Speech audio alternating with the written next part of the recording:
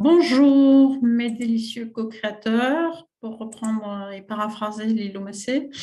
Alors, dans la foulée de ce qu'on a vu en phase d'introduction tout à l'heure, je vous propose de voir et d'aborder là ce qu'on appelle le cadre du projet. Alors, la phase de cadrage, c'est effectivement une étape clé du projet. Il est important d'y accorder beaucoup de temps et d'aligner les acteurs clés dans cette phase de cadrage, puisque la réussite et le temps que vous allez allouer à cette phase de cadrage détermine la suite du projet et aussi sa réussite. Donc, généralement, c'est un temps à ne pas négliger qui représente à peu près de 30 à 40% du temps d'un projet, contrairement à ce qu'on peut penser. Alors, la phase de cadrage, elle comprend le cadre du projet, on va le revoir tout de suite. Le phasage du projet, je vous ai dit dans la phase introductive là, que phaser un projet, c'était aussi une étape clé pour rythmer le projet, travailler sur le calendrier nécessaire à ce phasage. Par quelle étape vous allez passer? Est-ce que vous faites un état des lieux? Est-ce que vous faites un audit préalable? Est-ce que vous construisez un plan d'action ou un plan de marche? Ensuite, à quel moment vous allez mettre en place vos axes de réorganisation? Est-ce que vous avez à basculer et changer d'organisation? Est-ce que vous allez faire des tests? Est-ce que vous allez former les gens? Le fait est qu'il va falloir communiquer. Il va falloir ensuite piloter la mise en œuvre des actions et enfin arriver au bilan. Donc, en fait, l'ensemble de ces étapes détermine ce qu'on appelle des jalons clés, début et fin de chacune de ces phases, qu'il va falloir anticiper en tant que chef de projet et sur lesquels il va falloir communiquer, en particulier à vos membres du comité de pilotage qui, eux, partent avec vous et n'ont pas forcément d'idées sur la façon et la méthode que vous allez utiliser. Ensuite, la structure de projet.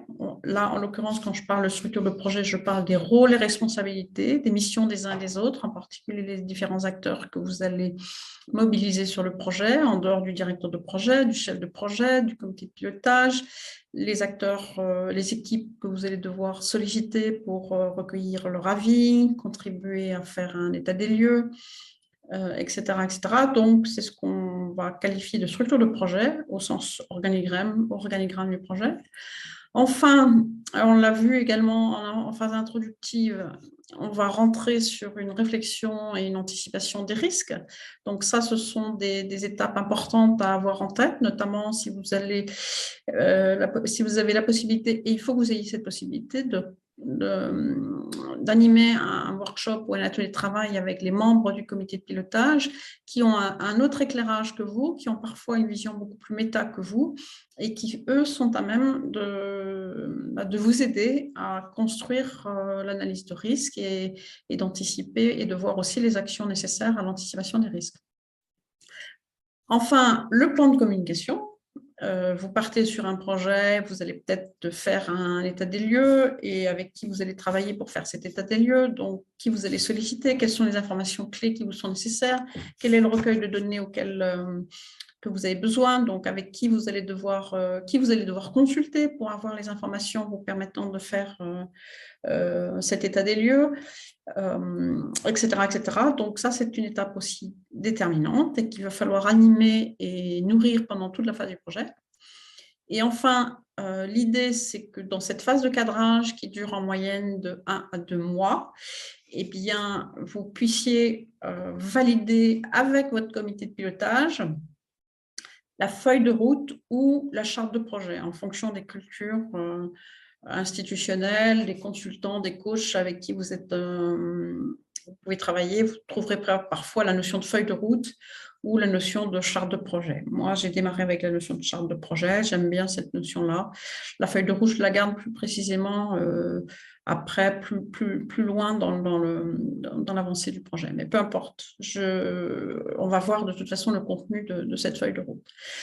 Donc, je souligne à quel point c'est une étape déterminante dans le pilotage d'un projet, qu'il convient d'y accorder du temps et elle conditionne le succès du projet. Donc, n'ayez pas peur quand vous êtes légitimé chef de projet, à anticiper la charge de travail prévisionnelle pour cette phase-là, parce que il est nécessaire à ce stade-là, votre enjeu en tant que chef de projet ou directeur de projet, c'est d'obtenir l'alignement des acteurs mobilisés dans le comité de pilotage, de la méthode que vous allez utiliser, aligné sur la méthode, aligné sur l'intention et aligné sur le calendrier. Donc, c'est très important.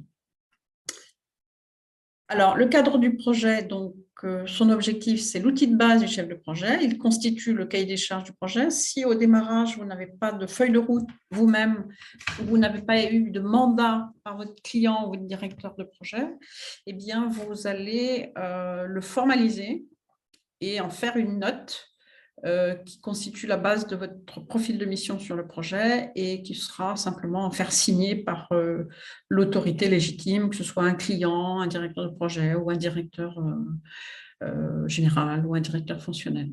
La finalité, en tout cas, de ce cadre du projet, c'est d'être au clair sur le périmètre du projet, les objectifs de ce projet, les résultats, les indicateurs de résultats, les responsabilités sur projet. Donc, en l'occurrence, quand on démarre un projet, parfois, on n'y voit pas très clair. Néanmoins, c'est important de poser cette base-là, puisqu'elle conditionne quand même, elle donne en tout cas un premier niveau d'éclairage déjà pour vous, mais également pour les membres du COPIL qui vont quand même vous aider à y voir plus clair et qui vont être normalement sponsors de ce projet auprès de vous, mais c'est cette base de travail qui vous permettra ensuite donc de planifier les travaux, de coordonner les acteurs, de piloter la démarche de travail. Donc, le cadre du projet, généralement, il est préparé par le chef de projet, formalisé par le chef de projet et il est validé par le comité de pilotage. Alors, en l'occurrence, souvent, on démarre avec le client, on valide ça avec le client et quand il est OK sur cette proposition, eh bien, vous êtes en mesure de faire, de préparer le premier comité de pilotage de lancement et c'est auprès de ces membres-là que vous allez valider en fait les travaux que vous allez proposer. Donc, dans le cadre du projet, je vous ai mis là un outil que j'ai appelé cadre du projet. L'idée, c'est soit de le construire vous-même, soit de le co-construire avec des acteurs que vous allez devoir solliciter déjà intuitivement sur le projet que vous avez en tête, soit vous le faites carrément avec les membres du comité de pilotage. Et ça peut être une étape d'appropriation de cette phase de travail et surtout de ce projet par les membres du COPIL. Donc, les modalités, c'est un workshop et avec l'utilisation de post-it, qui est une méthode permettant de recueillir un maximum d'avis en un minimum de temps. Et avec l'idée que quand on a fini de formaliser ce cadre du projet ou cette charte de projet, eh bien, on partage ensemble sur ce qui est clair, ce qui ne l'est pas, qu'est-ce qui reste à préciser et comment et quand et qui peut vous aider à finaliser ce cadre du projet. Donc là, en l'occurrence, je vous ai mis un exemple qui est une feuille de route, en fait, qui est la page 1 de la feuille de route ou de la charte de projet, au sens où l'ensemble des points que j'ai soulignés dans le cadre dans la phase de cadrage, le cadre, la structure, l'analyse des risques, le plan de com, le calendrier de travail, la charge de travail prévisionnelle, etc. L'ensemble de ces contenus viennent nourrir la charte de projet ou la feuille de route. Donc voilà, en tout cas, le premier feuillet de votre support, qui est un support PowerPoint que vous allez préparer. Le mieux, c'est le PowerPoint pour communiquer. Après, si vous souhaitez utiliser le fichier Excel, il n'y a pas de souci. Néanmoins, ayez en tête que quand il faut communiquer, il faut quand même des supports visibles, visuels et donnant envie de travailler ensemble. Donc, on reprend le nom du projet. Alors, parfois, on part de la problématique. À vous de définir si le projet va s'appeler par le nom de la problématique ou bien si vous êtes en mesure de lui donner un nom spécifique. Le périmètre du projet. Alors, on va y voir toutes les questions qu'il faut se poser au moment où on se pose la question. Donc, dans le périmètre de projet, c'est quels sont les services ou les pôles d'activité ou les établissements concernés, quelles sont les grandes fonctionnalités qui sont impactées sur le projet, quels sont les acteurs majeurs qui sont concernés par le projet.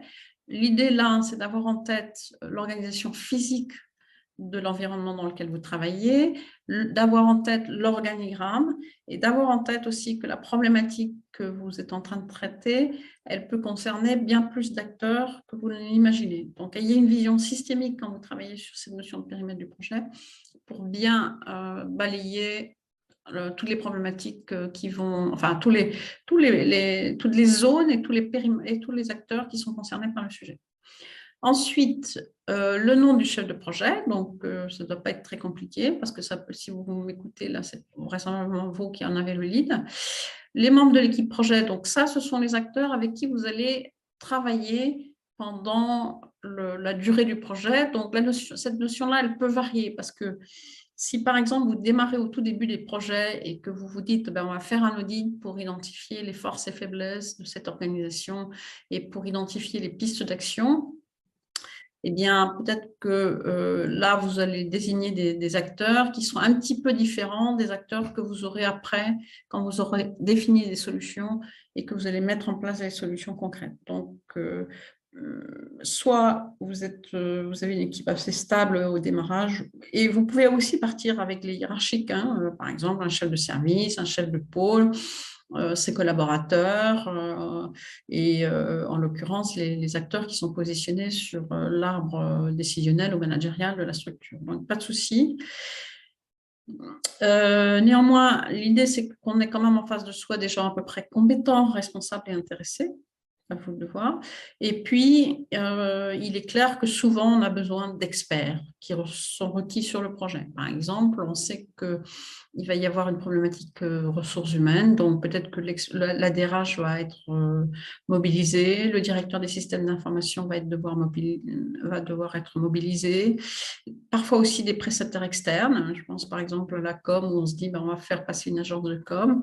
Donc, peut-être aussi que c'est des prestataires externes.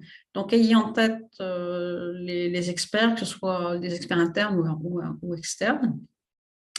Et là, en l'occurrence, eh bien, on va travailler sur la définition de l'objectif du projet. Donc, la question qu'on va se poser, c'est pourquoi on fait ce projet? C'est quoi le sens de ce projet? Et si ce n'est pas clair, eh bien, commencez peut-être par les résultats.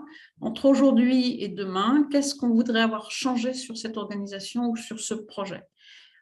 Est-ce que ça va être le choix d'un nouvel outil? Est-ce que c'est une clarification des rôles et responsabilités? Est-ce que c'est une évolution des relations clients-fournisseurs internes? Est-ce que c'est une évolution de système? En tout cas, à ce stade, il faut que vous fassiez l'effort de vous imaginer à la fin de ce projet et qu'est-ce qu'on aimerait avoir changé dans cette démarche en initiant ce type de projet.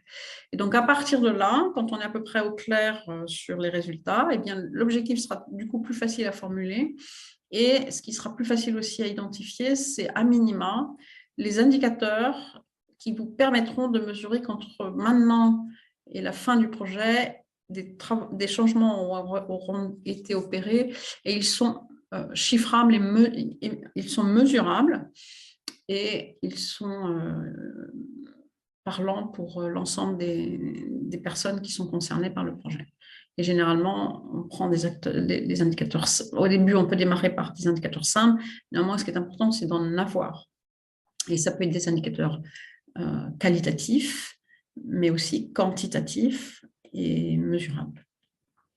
Et là, du coup, je vous laisse comme exemple cette première page de charte de projet. Et en l'occurrence, vous pouvez en construire une autre si celle-ci vous semble pas adaptée à votre besoin. Si vous la changez, il n'y a aucun souci en termes de format. Ayez en tête quand même de bien couvrir ces rubriques. Voilà, donc c'est le cadre du projet. C'est un atelier qui c'est une étape de travail qui se fait généralement avec un collectif de 400 personnes ou un petit peu plus. Il faut prévoir un atelier de travail au moins de 45 minutes pour produire ce type de support et répondre à ces questions. Sur le formalisme, à vous de choisir si vous prenez quel logiciel vous choisissez pour produire ce type de support. Ce qui est important, bien évidemment, c'est ce contenu. Et l'idée, c'est que quand vous avez une première version de ce support-là, eh bien, ce soit revalidé avec votre client. Et puis, si vous êtes déjà au clair sur la construction de votre comité de pilotage, eh bien, ce sera un support à valider, bien évidemment, avec l'instance de décision. Je vous remercie de votre attention et puis je vous dis à bientôt, puisque là, en l'occurrence, pour mémoire, on a vu l'introduction sur la gestion de projet, on a vu le cadre du projet et cette phase de cadrage du projet. Et donc, on se retrouve sur la vidéo numéro 3 qui va porter sur le phasage du projet, qui est une étape très importante. Je vous dis à bientôt et je vous remercie de votre attention.